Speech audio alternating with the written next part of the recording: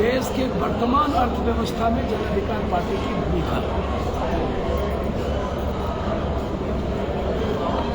मगध, बिहार, कोसी, मिथिला, सीमांचल में गरीबी किया जा रहा है। अब करे लगा दिक्कत ना। पानी की पूर्णकालिक उपयोगिता,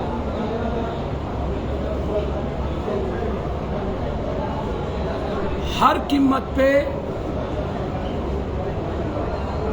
हर खेत के साथ स्वच्छ बिना आर्सेनिक आयरन के पानी के बगैर आदमी तक वाटर की फ्रीडम, और मगध के उर्वरक भूमि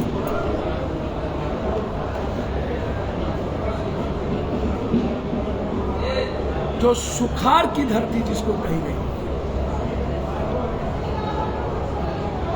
देश के आजाद हिंदुस्तान के बाद सबने कहा, लेकिन चिंता किसी ने नहीं।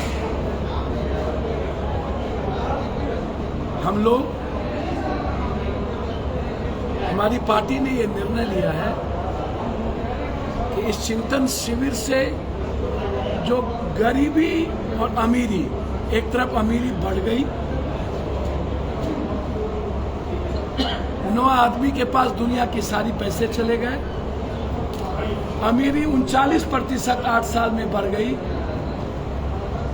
और lower middle class, poor middle class और गरीब और गरीब, उसके जेब से रुपया खत्म हो। आर्थिक आजादी, और उस आर्थिक आजादी में कृषि और किसानों की भूमिका, उसमें पानी, हर ब्लॉक में एक ऐसा बड़ा गोदाम जहां दयारी मजदूर, बंधुआ मजदूर, खेतिया किसान सबके अनाज को सुरक्षित रखकर उसके क्रय शक्ति को बढ़ाना। हम किसी भी सरकार में इस भूमिका में आएंगे तो सबसे पहले आम आदमी के, पुअर पीपुल, गरीबों की जिंदगी को इकोनॉमिकल कैसे हम बढ़ाएंगे, आज उस अर्थव्यवस्था पर मेरी गहरी बहस हुई है, जिसमें हम 2024 और 25 के चुनाव में जिस किसी भी दल से मेरा गठबंधन होगा या अकेले चलना पड़ेगा, तीसरा फ्रंट का कोई मतलब बिहार में नहीं, कंट्री में नहीं। 2 पार्टी, 2 गठबंधन,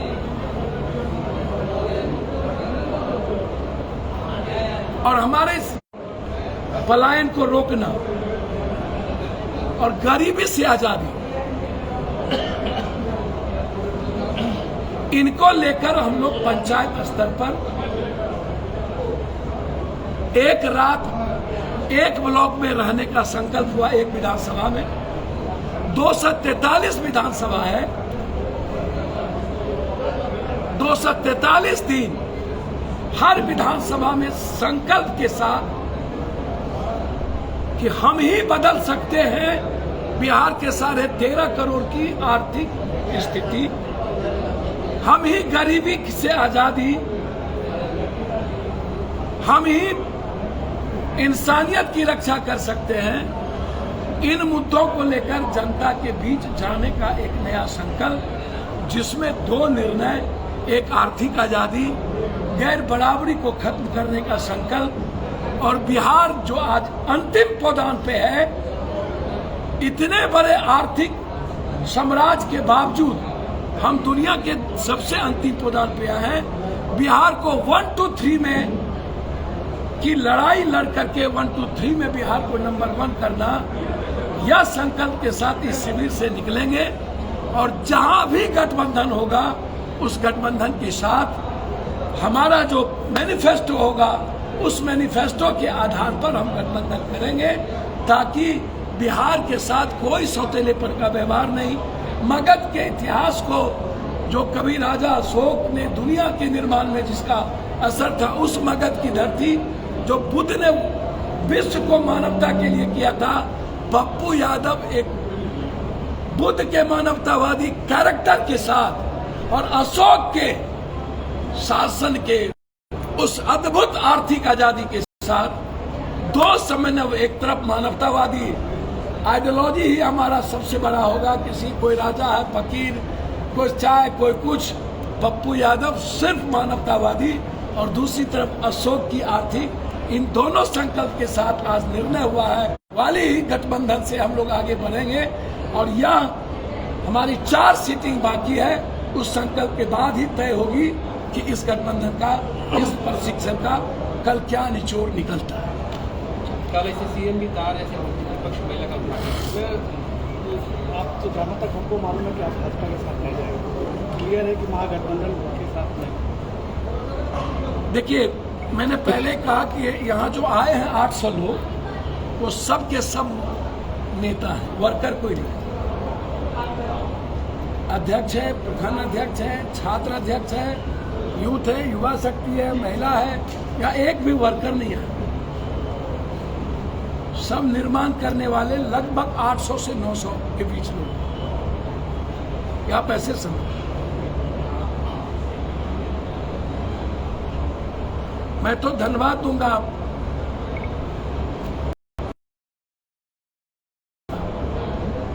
कभी पदयात्रा और कभी लड़ाई में हम आते थे।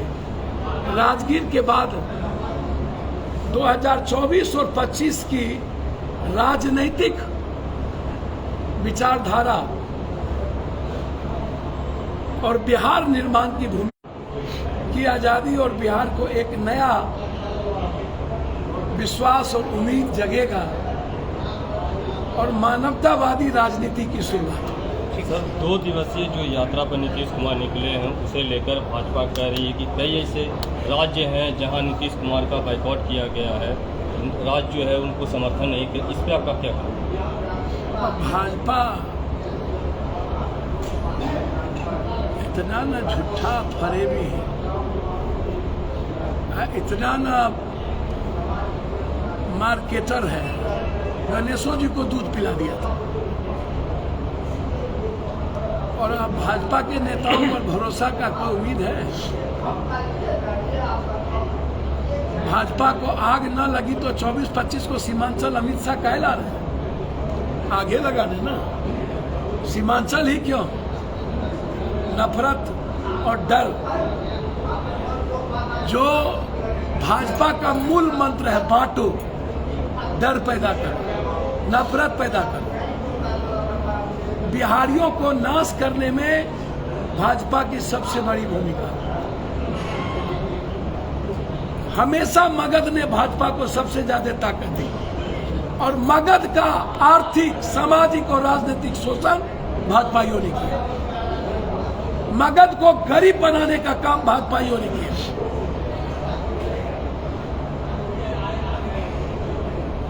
इसीलिए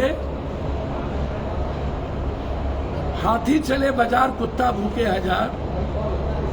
बिहार जब निश्चय के साथ निरंतरता, बिना किसी लोभ लालच के निकलता है, तो कोई गांधी, कोई जेपी, कोई जगजीवन राम, कोई ललित नारायण मिश्रा, इसी तरह कोई ना कोई जेपी, लोहिया, जगदेव बाबू, कर्पूरी ठाकुर पैदा हो।